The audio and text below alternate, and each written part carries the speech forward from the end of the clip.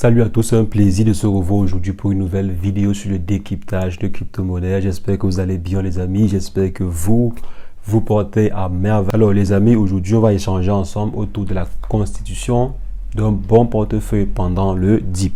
Donc comment constituer en fait un bon portefeuille pendant le dip.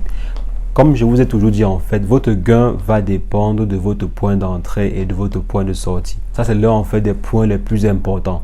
Donc, votre gain dépend simplement de votre point d'entrée et de votre point de sortie.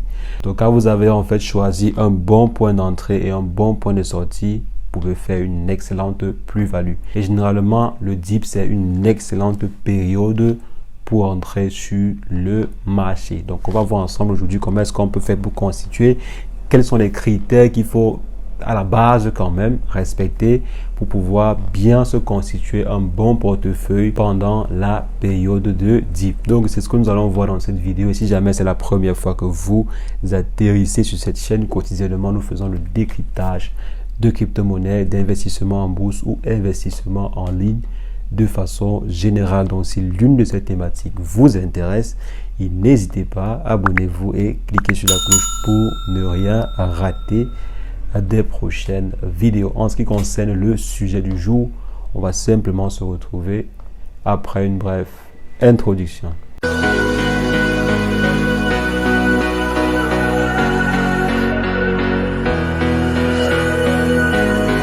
Alors les potos, comme je disais aujourd'hui, on va voir ensemble comment est-ce qu'on peut faire pour constituer un très bon portefeuille pendant le dip. Vous savez, généralement, on dit souvent buy the dip. Donc, il faut manger le dip, il faut acheter pendant le dip. Parce que après le dip, comme on dit souvent, après la pluie vient le beau temps. Mais souvent, après la pluie vient le torrent. Donc, quand vous pensez en fait que bon, la pluie est finie, alors là, le beau temps arrivera, vous voyez le torrent qui arrive. Donc, il faut être très stratège. Il faut être très stratège parce que le dip n'est pas toujours bien. Le dip vraiment n'est pas toujours bien parce que parfois en fait le dip amène le torrent. Le dip amène quelque chose de très grave. Donc il faut en fait faire attention à la règle de buy the dip ou bien manger le dip. Parce que vous pouvez manger le dip et ensuite lorsque le torrent arrive, le torrent vous emporte. Donc il faut faire très attention. Par exemple le projet Luna. Ceux qui ont par exemple buy le dip du projet Luna quand c'était à disons $1, je crois que ces personnes-là ont été emportées par le torrent. Ou bien ceux qui ont buy le dip du projet Luna quand cela était à $10, ou bien $5, ou bien 1 centime, ou bien 10 millicentimes et tout. Vous imaginez un peu, donc il y a le dip et il y a le dip. Il faut faire attention. Donc là, en fait, c'était la lettre pour vous dire qu'on ne buy pas tous les dips. On ne buy pas tous les dips. On n'achète pas le dip de tous les projets. Il faut faire attention. Il faut évaluer en fait scrupuleusement chaque projet. Il y a certains projets qui vont tellement dipper, désolé du mot, il y a certains projets qui vont tellement dipper qu'ils ne vont jamais retrouver le sommet. Il y a des projets par exemple qui vont perdre presque 70 voire 80% et ne vont jamais, mais alors jamais retrouver le sommet. Comme par exemple le projet Luna. Je suis presque sûr que le projet ne va jamais retrouver le sommet. Donc, il faut toujours faire attention, bien étudier les projets avant d'investir dessus. Donc, premièrement, vous devez apprendre à gérer le risque. Je vous conseille vraiment de vous former dans cela. Je ne peux pas personnellement vous former dans la gestion de risque parce que je n'ai pas un diplôme en gestionnaire de risque et tout. J'ai ma propre façon à moi de gérer les risques sur mes investissements. Mais je vous conseille vraiment de lire des bouquins sur la gestion du risque. Allez par exemple vous former sur Udemy ou bien sur les plateformes similaires dans la gestion de risque sur les investissements. Même la gestion de risque de façon générale en entreprise. Donc, allez-y vous former dans ça. Donc, apprendre en fait à gérer le risque parce que l'un des atouts que les baleines ont sur nous, bien les gros investisseurs ont sur nous, c'est que ces personnes-là ont une team. Donc, il y a carrément une équipe de gestion de risque qui se charge en fait de prendre certaines décisions concernant le risque sur l'investissement. Donc, maintenant, en tant que particulier, vous devez également développer vous-même votre propre stratégie, votre propre méthode de gestion de risque. Donc maintenant, après avoir pris conscience que le marché est très risqué, après avoir pris conscience que tout investissement sur le marché est très risqué. Maintenant, il faut voir sur quel projet investir. Comment est-ce que je peux choisir mes projets ou bien comment est-ce que je peux faire pour avoir des très bons projets sur lesquels investir. Maintenant, avant de choisir en fait ces projets, vous devez avoir un profil. Est-ce que vous êtes plutôt un investisseur qui recherche du profit ou bien vous êtes un investisseur qui veut faire du fois 1 million? C'est vrai qu'un investisseur qui veut faire du fois 1 million recherche aussi le profit, mais un investisseur qui veut faire le profit est un investisseur aguerri parce que quand on veut faire le profit, même 20% c'est du profit, même 15% c'est du profit, 30% c'est un très bon profit, 50% c'est un profit très intéressant, 90% c'est alors un profit waouh, 100% ou bien 200% c'est vraiment des profits assez waouh. Donc généralement, il faut voir quel type de profil vous êtes.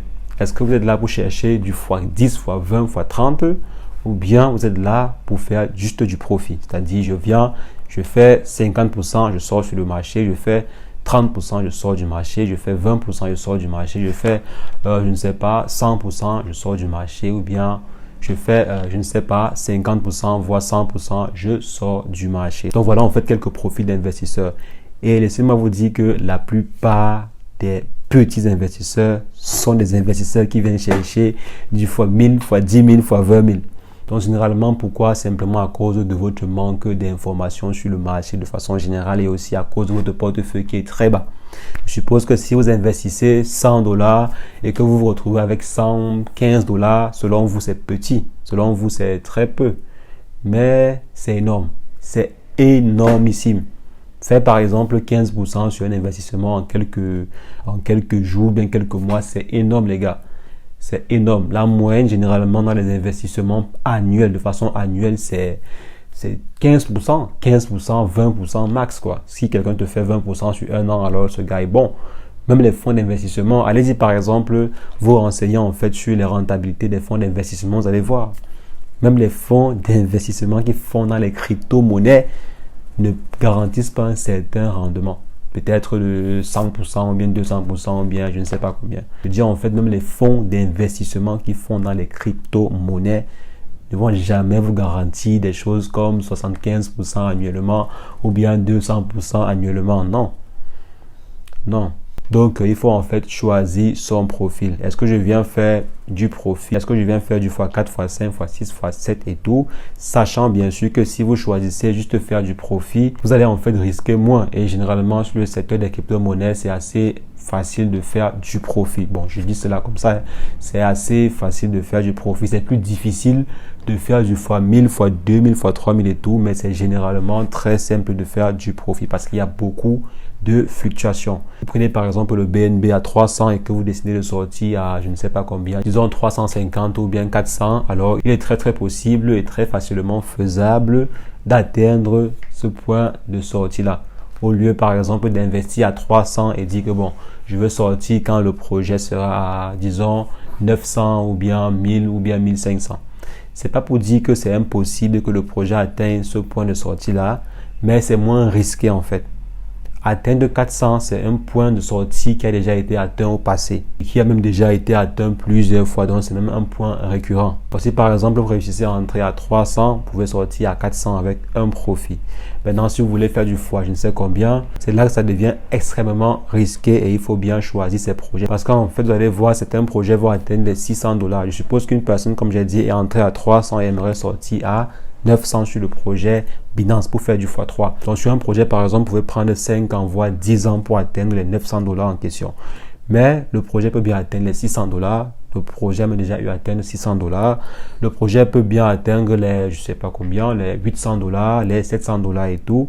Mais pour atteindre, disons, $900, ça peut mettre même, disons, même 5 ans, même 10 ans et tout. Une personne par exemple qui décide de faire du profit pourra gagner bien plus qu'une personne qui a dit que je vais conserver jusqu'à ce que le prix atteigne les $900 parce que chaque fois que le prix va chuter, la personne va acheter et lorsque le prix va remonter même jusqu'à disons juste $500 voire $600, la personne va vendre et faire du profit. Et comme le marché des crypto-monnaies ne fait que monter et descendre, la personne va en fait gagner bien plus que vous qui avez décidé d'attendre que le prix atteigne les $900. Donc là, en fait, ce sont les profils que vous pouvez choisir. Donc, si vous choisissez par exemple de faire du x10, x20, x30. Choisissez en fait des projets qui ont la capacité de pouvoir atteindre cela. La capacité de pouvoir atteindre les x5, x6, x7, c'est quoi? C'est en ayant un bon projet derrière. Maintenant, s'il est très difficile pour qu'un projet puisse atteindre une certaine rentabilité sans pour autant être solide, c'est très rare. C'est très rare qu'un projet atteigne peut-être ou bien un projet fasse les x5, x6, x7 ou bien x100 ou 200 sans réellement être solide ou bien sans avoir une base solide. Donc, pour pouvoir avoir un projet ou bien pour pouvoir investir sur un projet qui pourrait faire du x5, x10, x20, si jamais vous voulez faire ce genre de profit, il faut choisir des projets assez solides, des projets qui ont une très bonne vision. Maintenant, en plus d'avoir une bonne vision, il faut choisir le projet quand le projet est encore à ses débuts ou bien si le projet a effectué un très bon dip. Mais attention au dip, comme j'ai dit, il y a des dips qui emportent votre investissement. Donc, faites très attention aux dips.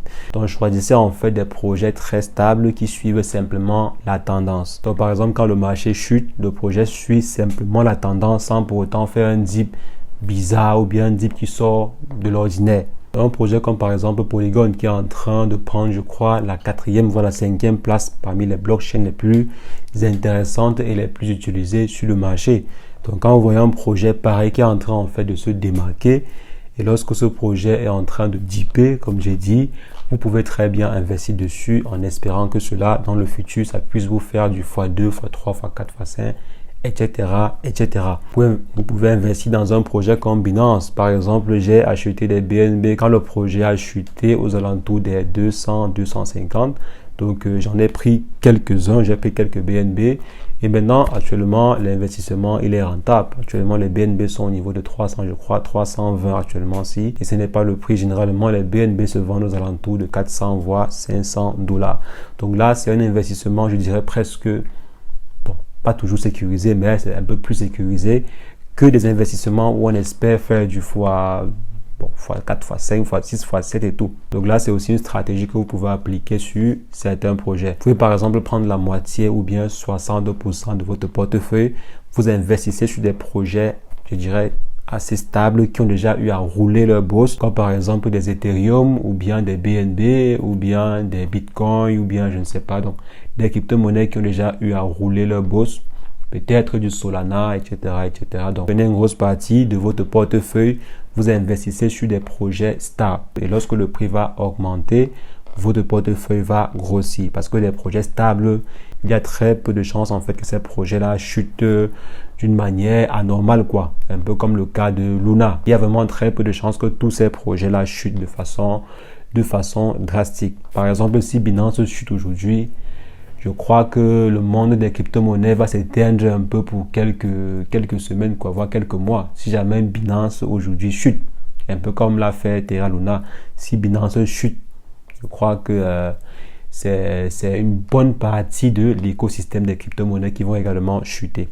Mais je pense que ça ne va pas arriver d'aussitôt, mais ça ne va presque jamais arriver, bon, je crois. Donc, en fait, vous scindez votre investissement en deux parties. Une grosse partie, vous mettez en fait sur des investissements stables et une petite partie, vous mettez sur des investissements risqués, bon, avec un taux de risque un peu plus élevé. Des investissements qui sont encore nouveaux, bien des investissements qui ont un coût ou un prix d'entrée assez bas. Et bien sûr, avec également un market cap très bas. Parce que ne partez pas en fait investir sur un projet qui a une capitalisation boursière de 10 milliards ou bien 20 milliards et est encore à 0,00001. De vous tromper vous-même. Donc, il faut toujours avoir un œil sur le market cap, donc sur la capitalisation boursière de façon générale.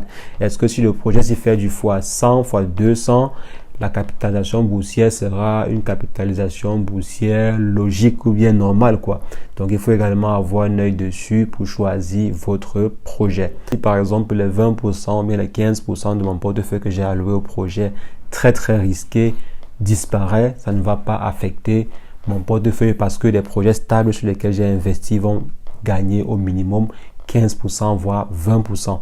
Vous voyez un peu la stratégie, quoi. Donc, si je paie les 15% que j'ai investi dans les projets très risqués, je vais forcément gagner cela avec les projets stables sur lesquels j'ai investi. Par exemple, déjà sur Binance, je suis à minimum 10% de gain. Donc, c'est déjà assez intéressant. Maintenant, il faudrait faire très attention aux différents projets que vous allez choisir bien se renseigner sur le projet, bien se renseigner sur l'objet du projet, bien se renseigner sur la team derrière le projet pour ne pas tomber sur un scam. Faites très attention aux scams. Il y a des gros scams, il y a même trop de scams même, mais il y a également de très très bons projets qui peuvent naître de ces ventes privées-là. Donc faites simplement très très attention.